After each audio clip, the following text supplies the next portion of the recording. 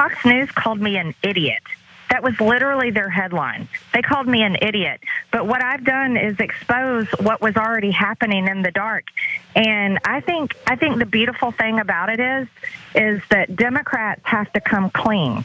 They were controlling Mike Johnson anyways. He was giving them everything. Okay, so full disclosure, Fox News ran an editorial by someone who called her an idiot. Also, fuller disclosure, plenty of people, I'm sure even at Fox News, think that she's an idiot.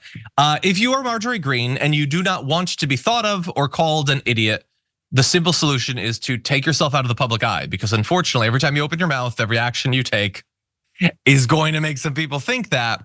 Now, she is obviously in the final stages of trying to get Mike Johnson out of being a speaker. She might be trying to pump the brakes while still trying to raise some money and get some notoriety on the side. It's a bit of a mixed message.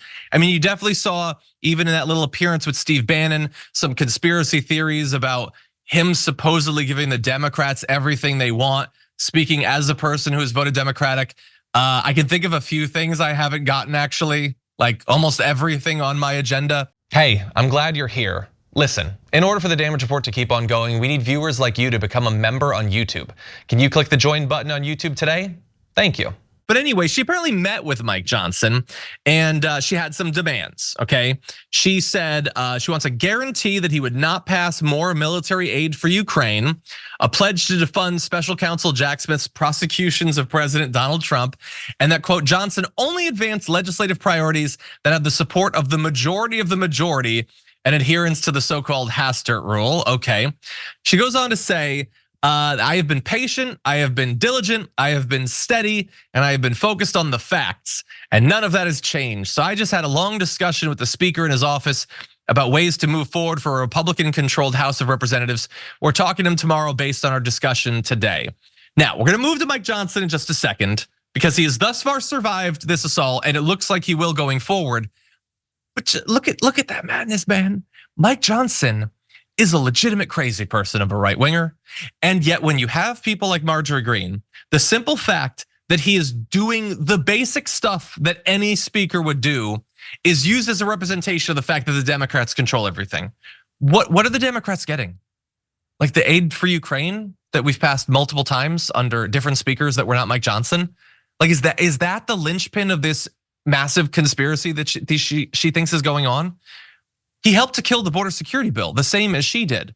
The government is barely functioning, just like she wants, and yet she pushes for more. Now, here is his response to all of this.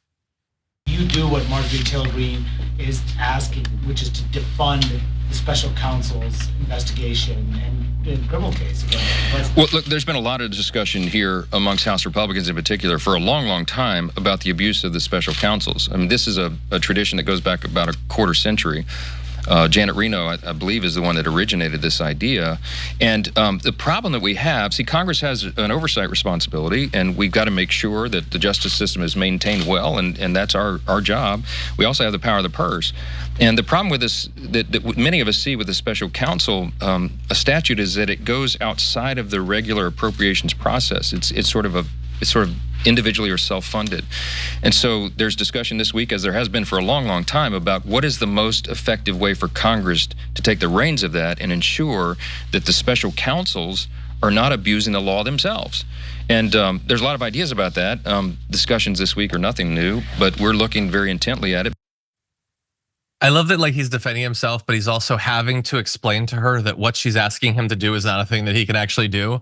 And she doesn't understand that. And Mike Johnson, you need to know that she's not going to understand that. She's not capable of the basic idea of understanding. Like, she just says whatever she wants. She talks about being grounded in the facts. She has never once been related to the facts. And so she continues to push for this. He still looks as safe as he has throughout this process. The Democrats have already announced, Trey, that if there's a vote, they're probably going to protect him so that, you know, governance can continue at least in some minor form between now and the election. But what do you make of this fight? I don't know. The opening quote cracked me up. Her complaining about Fox News calling her an idiot. I really liked that. I was disappointed to hear it was an editorial because at first I was like, the blind squirrel theory as far as Fox News goes. You know what I mean? It's like even they can do something right, or even they can, make me happy every now and then. But I guess that's kind of a little different. But I'm with you. I'm sure there's plenty of people there who do think she's an idiot on account of how much of an obvious idiot she is. But yeah, I don't know. I kind of love.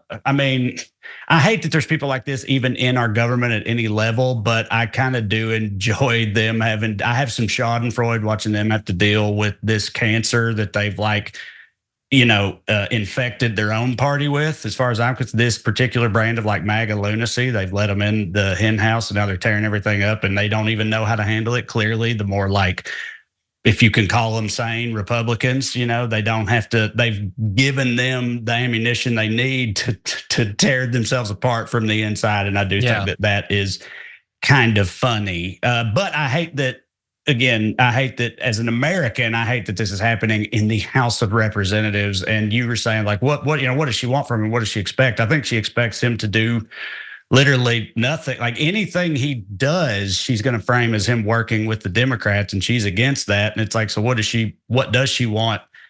Just for nothing to ever happen, to burn the whole thing down, for the system to not even exist? And in that case, it's like, so what's the point of your job and your position? You know what I mean? You're like an elected official whose whole philosophy is that there should be no government, or at least not, that you shouldn't there should be no bipartisan government. You should never work together to accomplish anything for the people.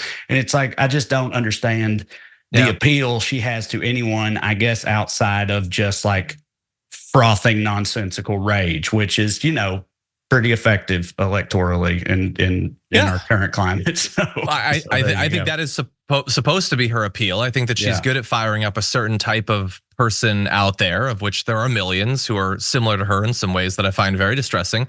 But we should also remember at the end of the day that while she wants government to, just exist to, do hearings about DEI or whatever, strip away whatever, reproductive rights remain, it's all, again, in service of the same exact thing that the more reasonable Republicans are in service of.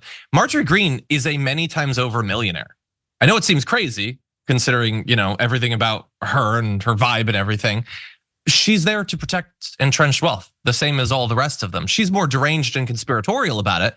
And she's there to help get the conspiratorial people to have a thing to focus on in government so that they don't notice that nothing is happening to actually help them. And that the only thing that actually gets passed is tax cuts. At the end of the day, it's very similar to the other Republicans. She's just more like, obviously deranged as she's pushing it.